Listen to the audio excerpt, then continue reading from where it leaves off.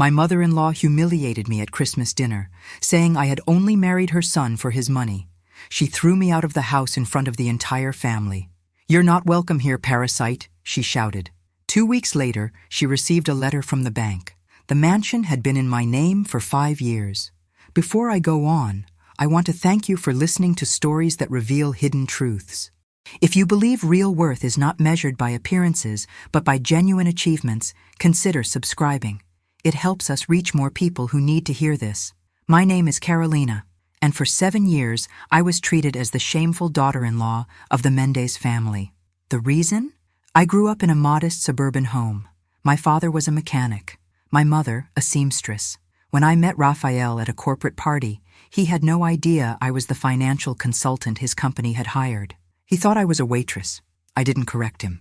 That night we talked for hours about everything except work. He was funny, kind, and for the first time in years, someone saw me as a person, not a resume. 3 months later, when he found out I was the numbers witch who had restructured his father's entire accounting system, we were already in love.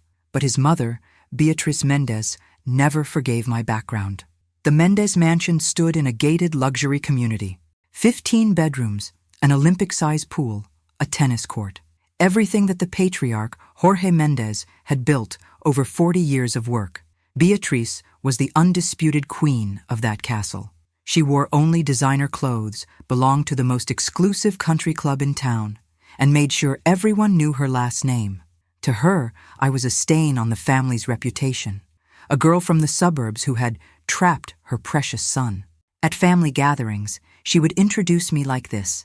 "This is Carolina, Raphael's wife. She comes from a simple family." The pause before simple carried all the contempt she felt.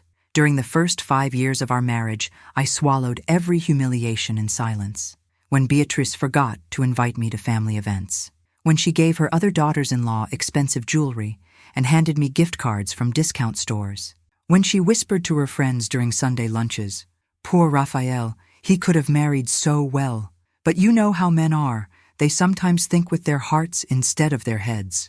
Raphael would ask me to be patient. "It's just her way, love. She'll come around eventually." But time only made things worse. What no one knew, not Raphael, not Beatriz, not anyone in the Mendez family, was that 5 years earlier, Jorge Mendez had come to my office, quietly, without telling his wife. The family business was bleeding money.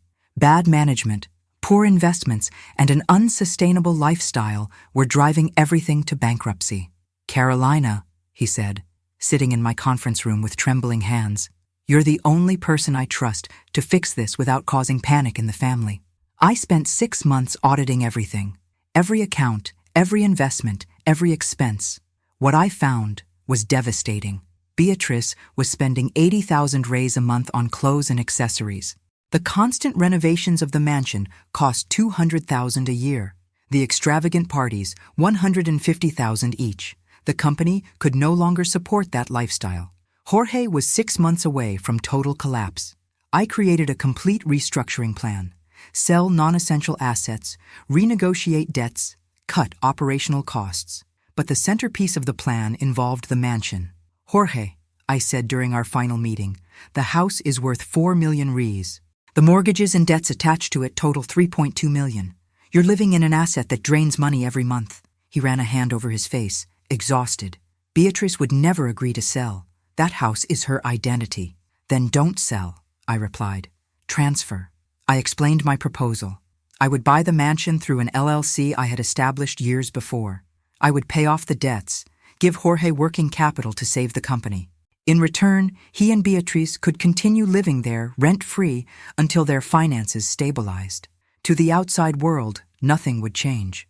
But legally, the property would be mine. "Why would you do that?" Jorge asked, eyes glistening. "Because Raphael loves this family," I said. "And I love Raphael." We signed all the papers at the notary's office. Title transfer, debt settlement, residence agreement. Everything legal, recorded, irrevocable. Jorge asked only one thing, that we keep it between us. Beatrice has too much pride. If she finds out she's living in a house that isn't hers, she'll have a breakdown. I agreed. For 5 years I kept the secret. For 5 years I remained the poor, inadequate daughter-in-law. For 5 years, Beatrice slept in a mansion that belonged to me, while treating me like dirt. Christmas of 2024 would be different. Jorge had died 3 months earlier, a sudden heart attack. The pain was immense, not only for the family but for me. He had become a confidant, a mentor, almost a second father. At the funeral, Beatrice cried dramatically, surrounded by her club friends. But as soon as the cameras stopped rolling, she went back to being the same cruel woman. "Now that Jorge is gone," she said to me at the wake, "there's no reason for you to keep pretending you belong in this family." She organized Christmas dinner with excessive pomp. As always, she wanted to prove she was still the powerful matriarch. 32 guests, family, close friends, Jorge's business partners, lavish decorations, catered food, imported wine, all charged to credit cards I knew were maxed out. I arrived with Raphael at 7 in the evening, carrying a simple dessert I had made myself. Beatrice looked at my homemade pave as if I had brought garbage. "How rustic," she said, placing the dish on a side table far from the main buffet. During dinner, she made sure to seat me at the far end of the table, far from Raphael, far from the important conversations, between a teenage cousin glued to her phone and an elderly uncle who fell asleep between courses. The humiliation began during dessert. Beatrice tapped her spoon against a crystal glass, asking for attention. "Family, friends," she began, her voice sweet and poisoned. "I want to make a special toast this first Christmas without my beloved Jorge." Everyone fell silent. "Jorge built all of this," she continued, gesturing toward the mansion around us. "This magnificent home, this comfortable life, this legacy, and now it's up to me to protect everything he built." She paused dramatically. "Unfortunately, not everyone at this table understands the value of what we have here." Her gaze locked on me. "Some people," she went on, "marry for love. Others, well, others have less noble motives." Uneasy laughter rippled through the room. Raphael stiffened beside me, but Beatrice didn't stop. "Carolina, dear," she said, my name as if it were a slur. "We all know you came from humble circumstances. Your father was a mechanic, wasn't he? And your mother a seamstress?" "Yes," I answered calmly. "And they taught me the value of honest work." "How fitting," Beatrice laughed, glancing at her friends who laughed with her. "But you see, dear, there's a difference between honest work and, well, opportunism." The silence grew heavy. "Mother," Raphael began, but she silenced him with a gesture. "No, Raphael, I've allowed this to go on for far too long. Everyone here knows the truth. She saw a man from a wealthy family and took her chance. Parasite is the word that comes to mind." Shock rippled through the table. Some people stared down at their plates in shame. Others watched with morbid curiosity, waiting to see how I would respond. Beatrice went on, launching into a full speech about women who use men to climb the social ladder, about how I had never truly belonged in the family, about how Jorge, poor man, only tolerated my presence out of love for his son. When she finally stopped to breathe, she stood up. "And now," she announced, "I think it's time we establish some changes. This is the Mendez household, and you, Carolina, are most definitely not a Mendez." She pointed to the door. "You're not welcome here. Not this Christmas, not any other day. Take your cheap belongings and get out of my property." Raphael stood up, furious. "Mother, have you lost your mind? She's my wife." "And this is my house," Beatrice shouted back. "My house, my inheritance, my rules." That was when I finally spoke. "Your house?" I asked, calmly, still seated. My voice was so steady that some had to lean forward to hear me. "Yes, my house," Beatrice repeated, though less certain now. "Jorge left everything to me." "Interesting," I said, pulling my phone from my pocket. I opened my email and searched for a specific message. "Because I received something curious from the bank this morning. A property tax notice." Beatrice blinked, confused. "Taxes that I, as the legal owner of this property, need to pay by the end of the month." The silence was absolute. "What are you talking about?" Beatrice laughed nervously. "You? The owner? That's ridiculous." "Is it?" I stood up slowly. "Raphael, darling, do you remember that investment your father asked me to manage 5 years ago? The one you thought was just routine financial consulting?" Raphael nodded slowly, beginning to understand.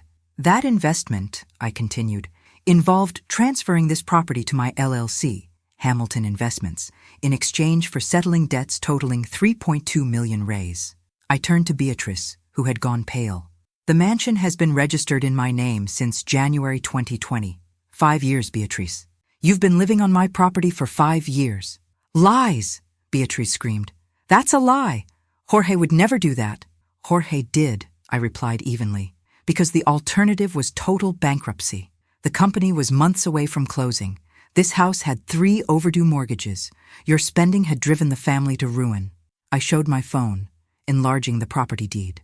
All properly recorded, signed by Jorge himself, notarized, witnessed. I walked slowly toward Beatrice, who was now leaning on the table, her legs trembling. For 5 years, I said, you called me a parasite, an opportunist, a gold digger. Meanwhile, you slept in my sheets, ate from my kitchen, entertained your friends in my living room. No, Beatrice whispered. No, this can't be happening.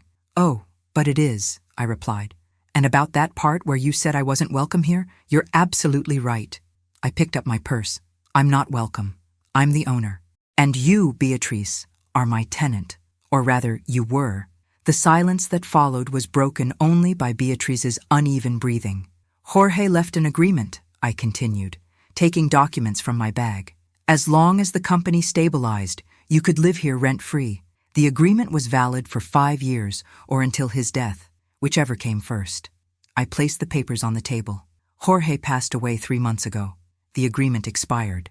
Technically, you've been living here without permission for 90 days. One of Beatrice's friends, Monica, an attorney, picked up the papers and began to read.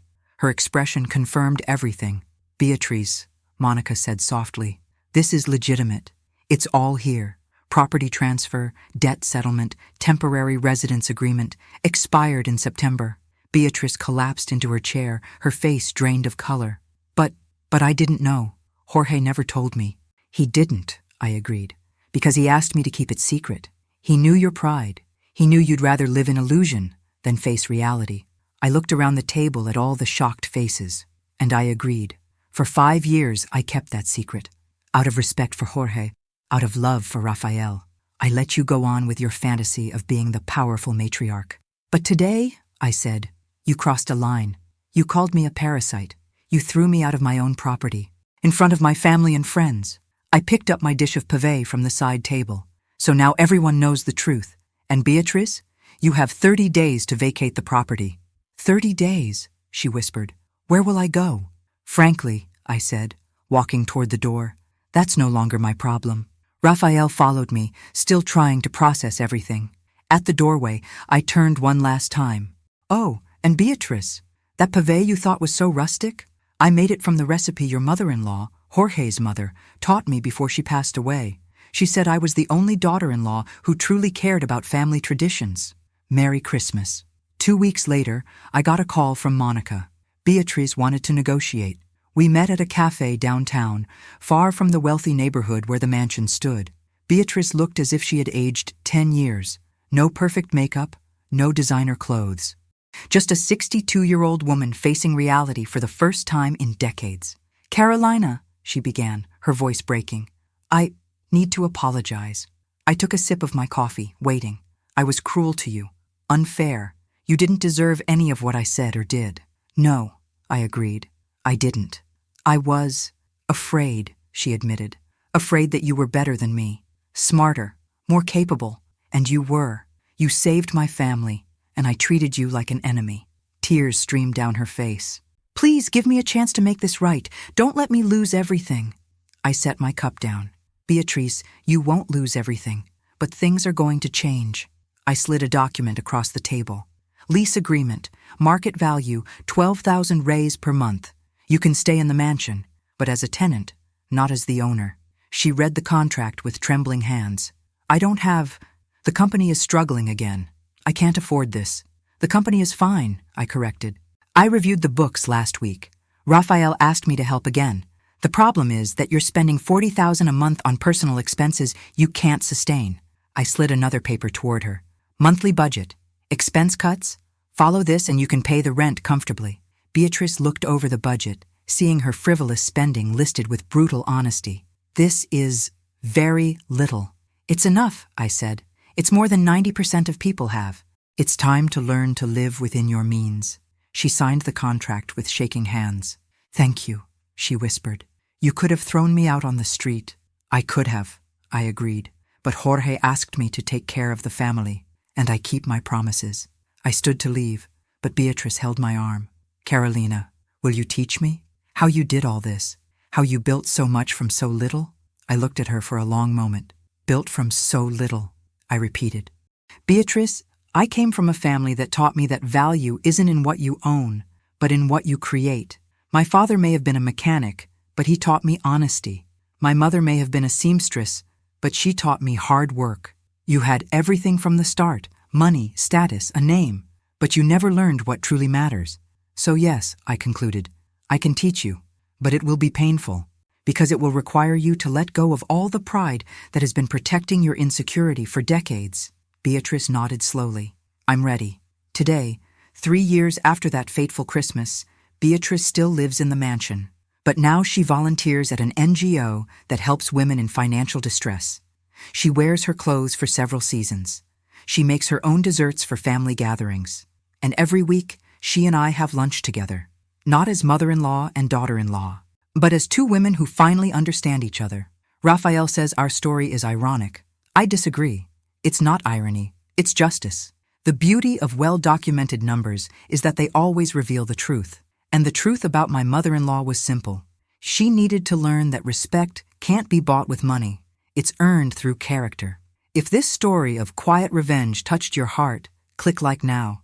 What was your favorite moment? When Beatrice discovered the truth at dinner? Or when she had to sign the lease? Leave your thoughts in the comments below. And don't miss more revealing stories like this one. Subscribe and turn on notifications so you never miss a new video.